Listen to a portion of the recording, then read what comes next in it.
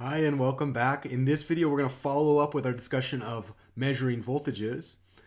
I want to review a formal definition of what it means to give a definition of voltage. In our work together, we're going to think about all electronics measurement using an operational definition. And an operational definition has two different components.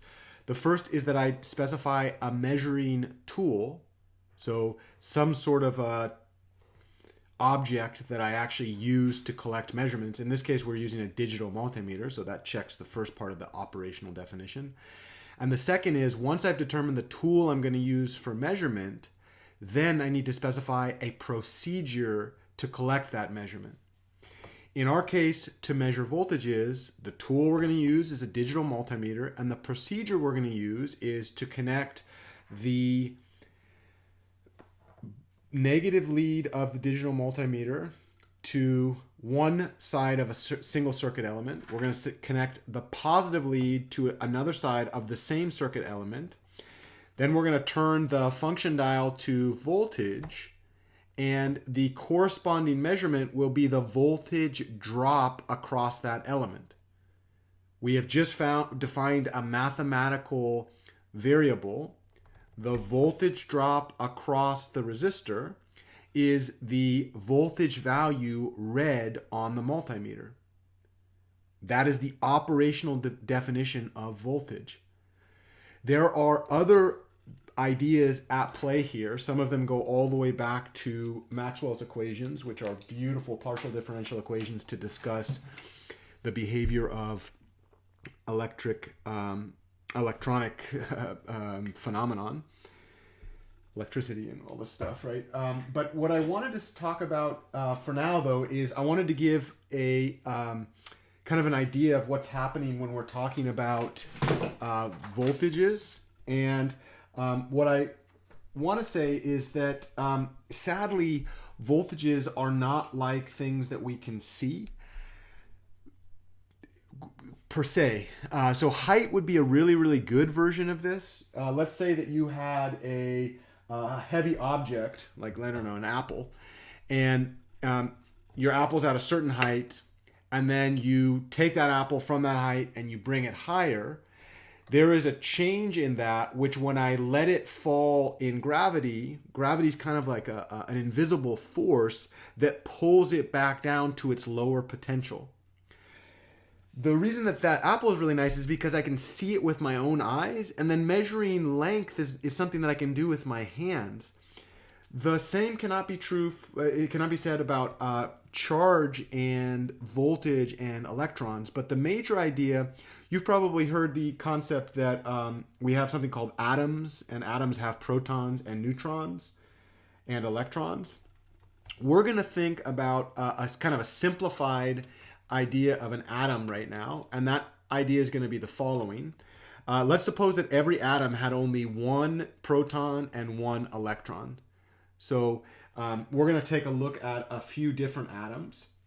When an atom has a neutral charge, the number of protons equals the number of electrons, and you can think about when the positive red and negative black are paired up, they're kind of balanced in that way. It's the equivalent of putting an apple on the ground. There's no difference in height. It's not going to move anywhere.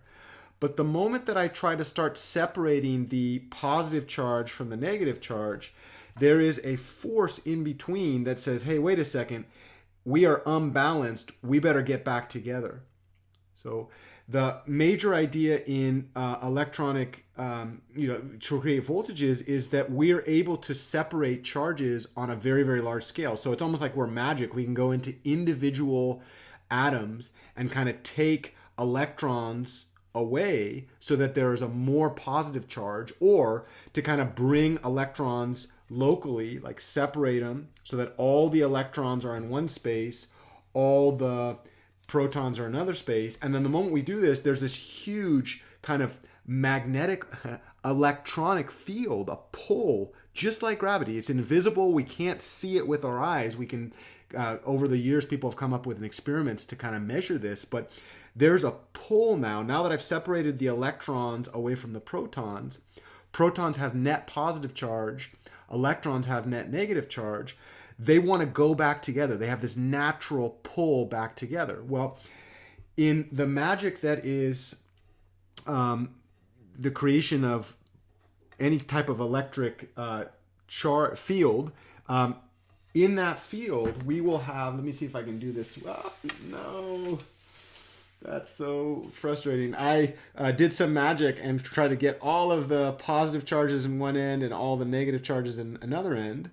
So here we've got this really, really sophisticated model that shows a collection of electrons on one side. Electrons carry net negative charge. So here's a bunch of electrons. They're all negatively charged. They don't like each other.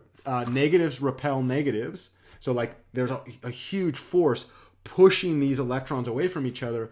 But there's, in general, unless we give these electrons a space to move in electronics, they're not going to go anywhere. So they're kind of stuck there, even though there's like this huge force pushing outwards. That would be equivalent of putting like an apple on a rooftop, but not taking the roof out from under it, right? So it's like stuck on the roof because it has nowhere to go. The moment that I take that surface out from under it, the apple will fall down to the ground because it now has a space to go through that field, the gravitational field. So the same thing's true up here. I've got a bunch of net positive. They're pushing away from each other. Positives repel positives, can't go anywhere. The moment that I actually create a channel through which these net positive charges can be connected to these net negative charges. In other words, I create a circuit. This is quite literally what's happening here.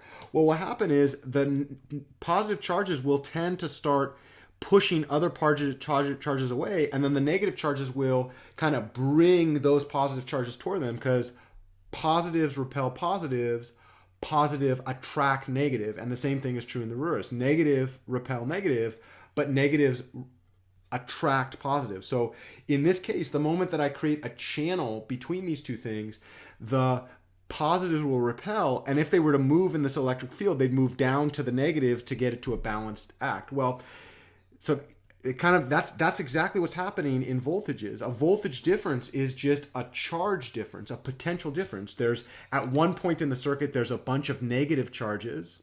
At a different point, relative to that first point, there's a bunch of positive charges. And then when we connect those 2 points, the natural tendency is it exerts a force to push negatives away from negatives to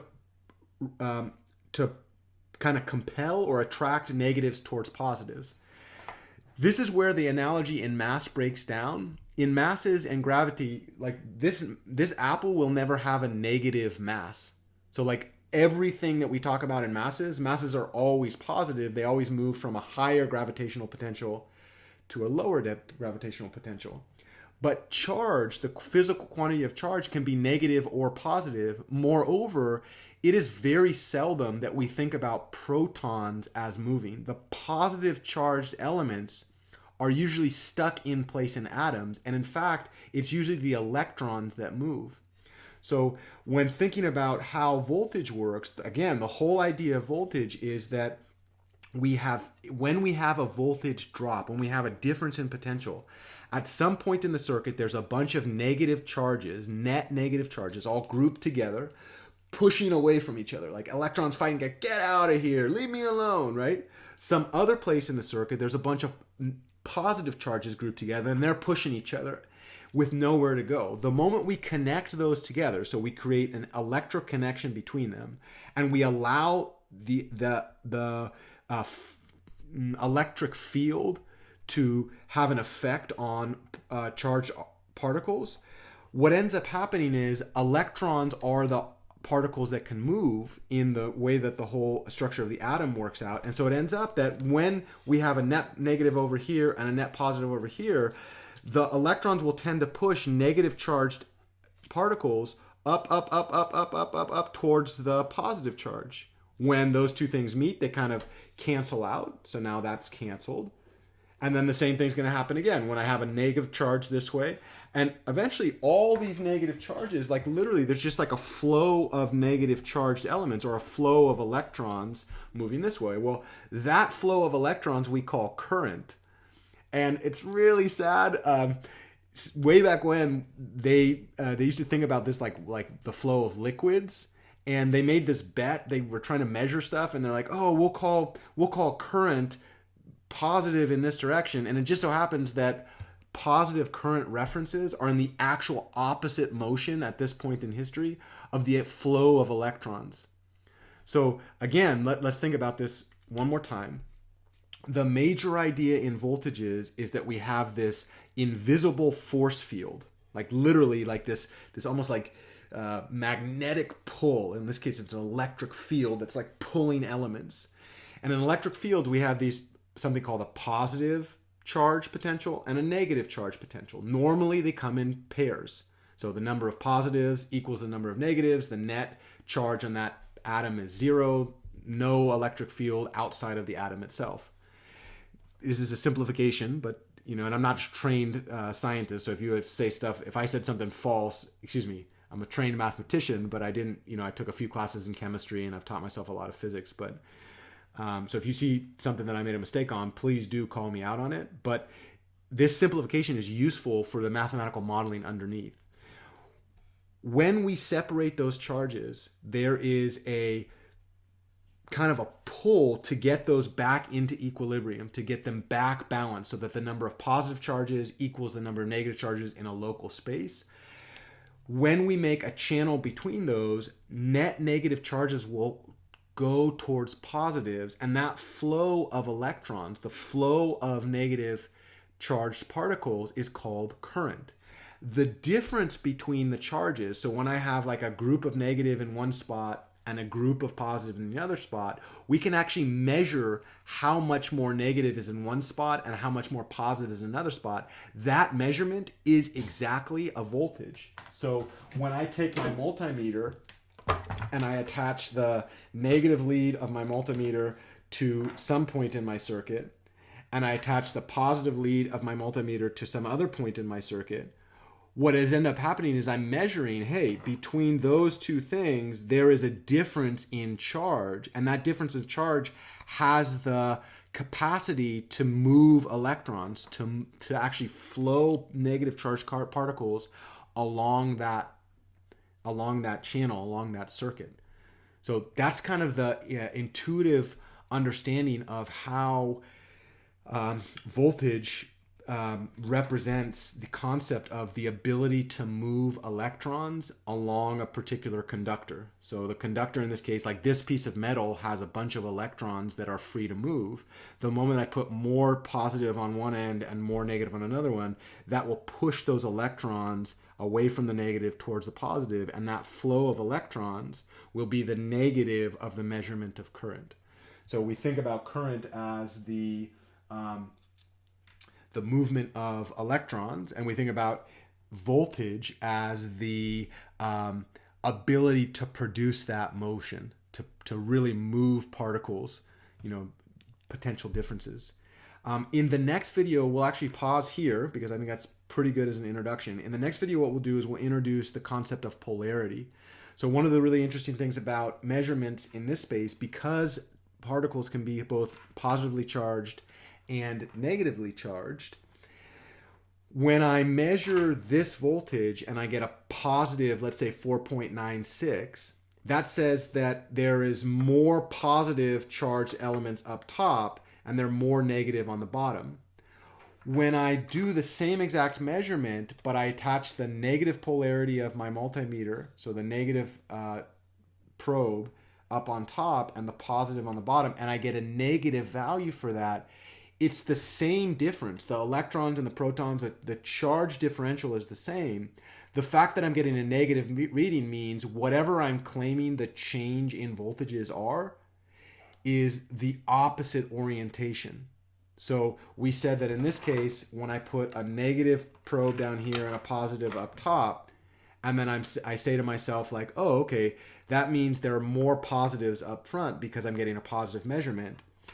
When I switch the polarity and I get a negative one, I can immediately interpret like, oh, it must be that more positives are up front because of the way that polarity works. And in the next video, we'll take a look at more about how polarity works in electronic measurement. I'll see you in the next video.